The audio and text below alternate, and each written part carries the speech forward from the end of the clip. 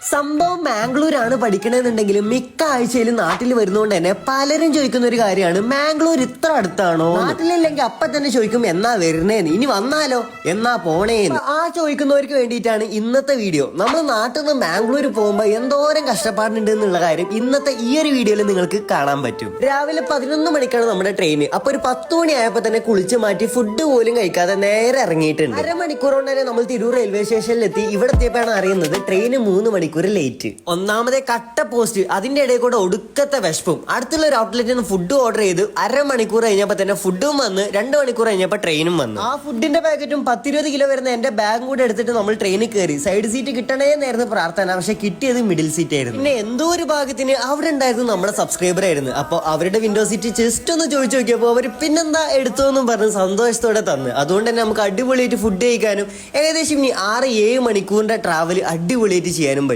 മാംഗ്ലൂർ എത്തിയപ്പോൾ ഏകദേശം വൈകുന്നേരം 7 മണി 8 മണി എങ്ങാനും ആയിട്ടുണ്ട്. ഇനി ഇവിടെ നമ്മുടെ ചെക്കന്മാരുണ്ട് എന്നാ പറഞ്ഞേ. അവരെ കണ്ടു കഴിഞ്ഞാൽ നേരെ ബൈക്ക് കയറിയിട്ട് ഒറ്റ വിടലാണ് റൂമിൽ. ഏകദേശം ഒരു 6 മുതൽ 8 മണിക്കൂർ വരെ നമ്മൾ നാട്ടിൽ നിന്ന് ഇങ്ങോട്ട് എത്താൻ വേണ്ടി എടുക്കുന്നുണ്ട്. ഇപ്പൊ മനസ്സിലായല്ലോ അത്ര സിമ്പിൾ ആയിട്ടുള്ള കാര്യമൊന്നും അല്ല എന്നുള്ളത്. എന്തായാലും ഇതേപോലെ ഇടക്കിടക്ക് നാട്ടിൽ വരുന്ന നിങ്ങളുടെ മാംഗ്ലൂരോ ബാംഗ്ലൂരോ പഠിക്കുന്ന ചങ്ങുണ്ടെങ്കിൽ അവനെ താഴെ ഒന്ന് മെൻഷൻ അടിക്കുക.